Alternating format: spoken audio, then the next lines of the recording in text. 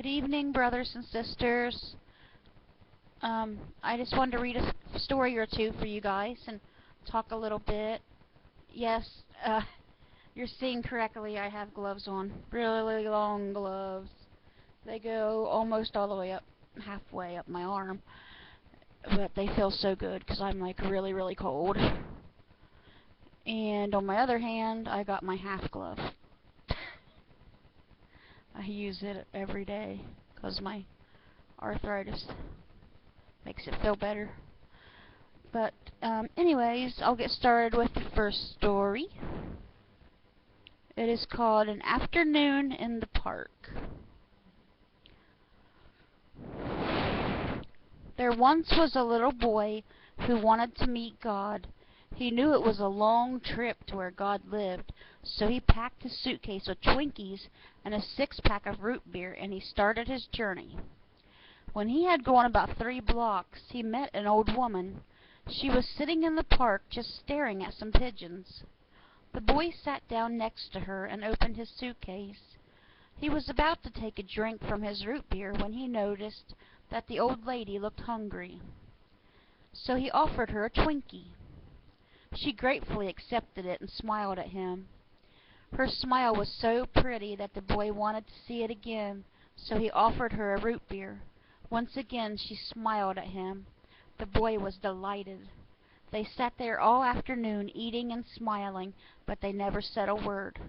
As it grew dark, the boy realized how tired he was as he got up to leave, but before he had gone more than a few steps, he turned around, ran back to the old woman, and gave her a hug. She gave her biggest smile ever. When the boy opened the door to his own house a short time later, his mother was surprised by the look of joy on his face. She asked him, "What did you do today that made you so happy?" He replied, "I had lunch with God." But before his mother could respond, he added, "You know what? She's got the most beautiful smile I've ever seen." Meanwhile, the old woman, also radiant with joy, returned to her home. Her son was stunned by the look of peace on her face, and he asked, "Mother, what did you do today that made you so happy?" She replied, "I ate Twinkies in the park with God." But before her son responded, she said, "You know what? He's much younger than I expected." I thought that was a really sweet story. It reminds me that what the Bible says, that we are supposed to be Christ-like. We're supposed to treat everybody we know, not just our family and our friends, but strangers we see on the street or pass by in the store. Treat them the way you know or think that Jesus would have treated them. You never know. It could be Jesus in disguise. When you see somebody begging for food on the street, or somebody that might have fell or tripped in Walmart when you was in there, or somebody can't reach something on the shelf by themselves, maybe they're in a wheelchair and they need a little help, just offering them a helping hand. And WWJD cannot say it better. What would Jesus do? And that's how I try to live my life. I know I'm not perfect by any means, and I know I can do better, and my goal is to try every day to be the best person I can be to everyone that I know. And there can never be any person greater than Jesus ever, but Jesus said to be like him. We're supposed to treat people like he would, and that's how I try to live my life. And if everybody would actually live their life that way, this world would be a wonderful place. Just please love one another and be there for one another. And that's all God wants us to do. Love is the most important thing. Just love one another. And I thought that one was a really beautiful story. And let me see here. There's not really many stories here on this page, but I'm going to read this If I can find it. I don't see it. But this one here was a good one too. I want to read this one to you. I was going to read you a funny one, but for some reason I didn't see it there. But this one, I have to try not to cry when I'm reading these, because these just, I don't know, I'm just an emotional person, I guess. But it's just hard for me to read these without crying, but hey, I got through the first one. I can't believe it. I tried to make this video a few times, actually, but I got through it this time. And hopefully I can make it through this story for you guys, too. So this one is called A Bible for Graduation. And I thought this would be a good one for you guys, because I know this is March, and kids will be graduating from high school here in a couple months in May, so I thought this would be a good time to read this story, A Bible for Graduation. A young man was getting ready to graduate from high school. For many months he had admired a beautiful sports car in a dealer's showroom, and knowing his father could well afford it, he told him that was what he wanted. As graduation day approached, the young man awaited signs that his father had purchased the car. Finally, on the morning of his graduation, his father called him into his private study. His father told him how proud he was to have such a fine son, and told him how much he loved him. He handed his son a beautifully wrapped gift box. Curious but somewhat disappointed, the young man opened the box and found a lovely leather-bound Bible with his name engraved in gold on the front of it. Angrily, he raised his voice to his father and said, "With all your money, you give me a Bible," and stormed out of the house, leaving the Bible. Many years passed, and the young man was very successful in business. He had a beautiful home and a wonderful family, but realized his father was very old, and thought perhaps he should go visit him. He had not seen his father since that graduation day. Before he could make arrangements, he received a telegram telling him his father had passed away and willed all his possessions to his son. When he arrived at his father's house, sadness and regret was in his heart. He began to search through his father's important papers and saw the still new Bible just as he had left it years ago. He opened the Bible, while tears filled his eyes, and began to turn the pages. His father had carefully underlined a verse. As he read those words, a car key dropped from the back of the Bible. It had a tag with a dealer's name, the same dealer who had the sports car he had desired. On the tag was the date of his graduation, and the words on the back of the tag, and the words that was marked in the Bible was paid in full. Try not to cry reading that. I can just imagine what that boy felt. How guilty and sad, and how that father must have felt, going all those years with his son not talking to him. And just because he didn't get what he wanted, because he wanted a car and his father got him the Bible instead, so he thought. His father really did get him the car, but he didn't know that, because he was letting the devil get to him and thinking greedily, is that even a word? But he just letting the devil get to him and stormed out of there and didn't talk to his father for years. Then it was too late, and the fight was really over nothing. So if you're in a fight with one of your family members or friends, just take time to think about, is it really worth it? Is it really worth me being mad at this person? Is not getting my way or them not getting their way? Is that meant for us to not be together and love one another like Jesus wants us to do? Like I said before, Jesus wants us to be Christ-like and act like Him.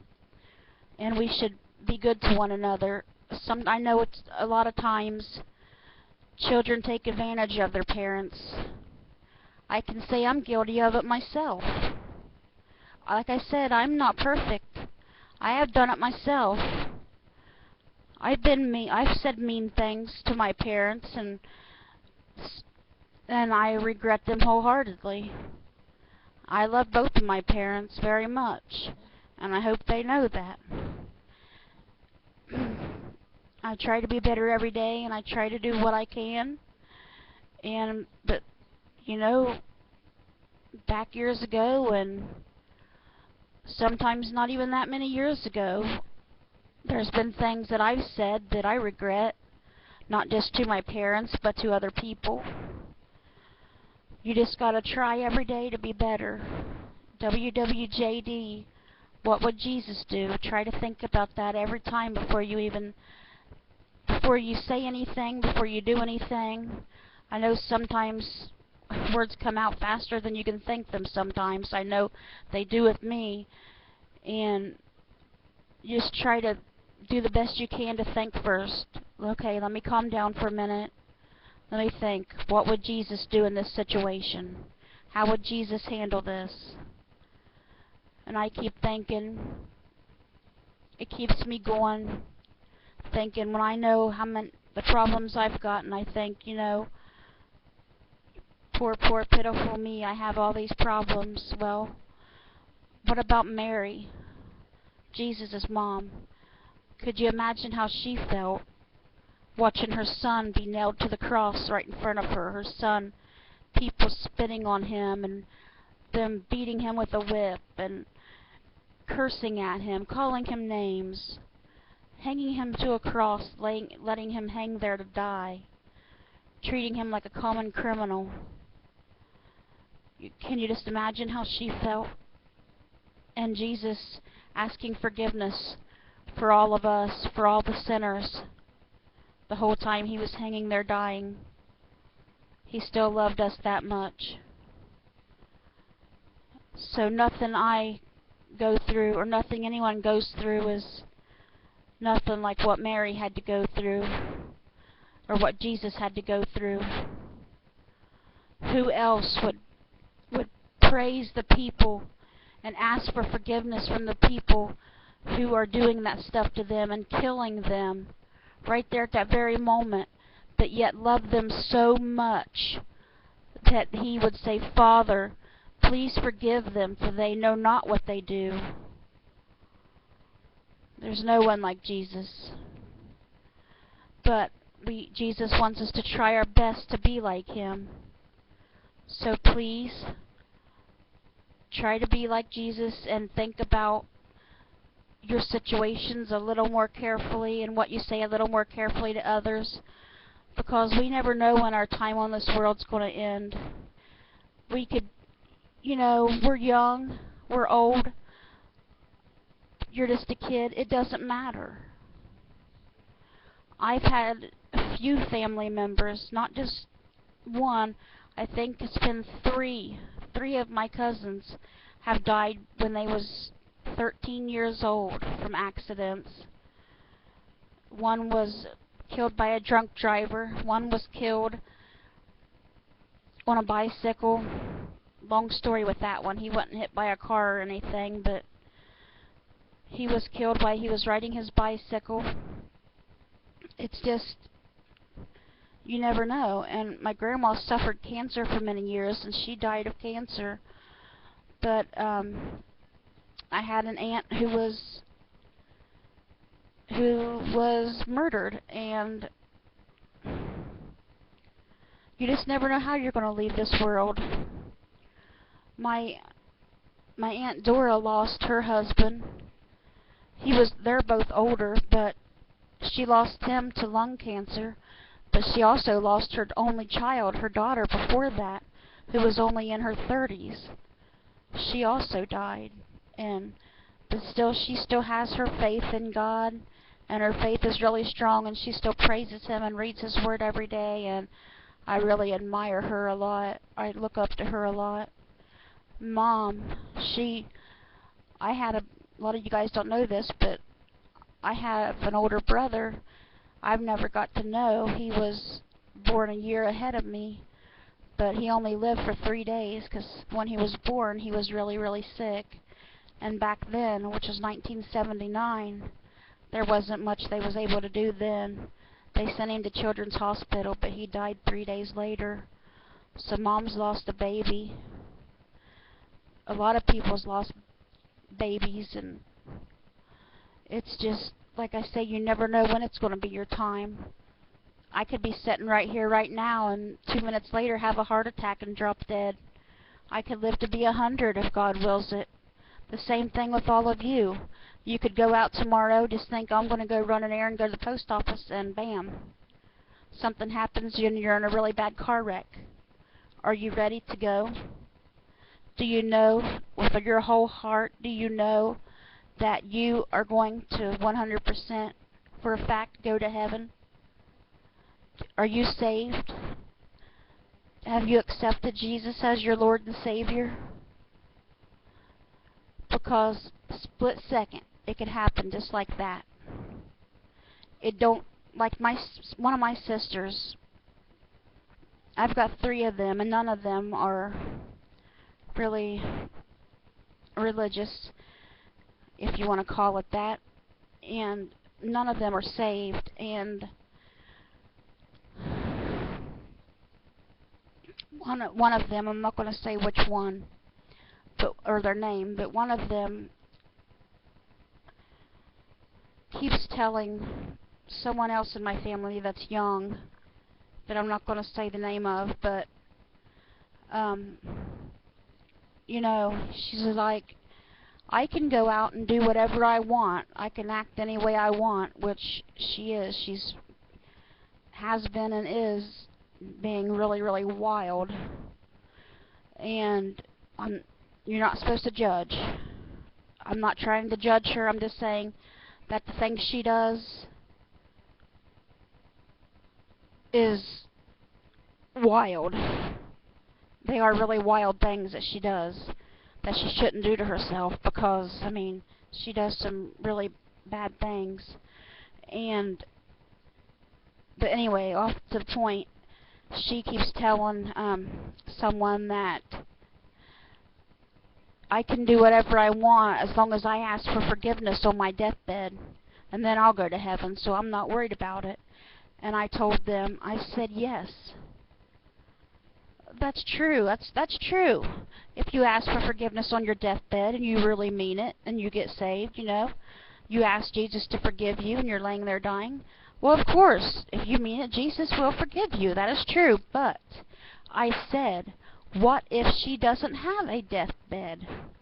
What if she goes out there today and gets in a car wreck, or is a victim of a murder, or this happens to be a victim of a drive-by shooting, there's a robbery in the store when she's there, she could be struck by lightning, have a heart attack all of a sudden.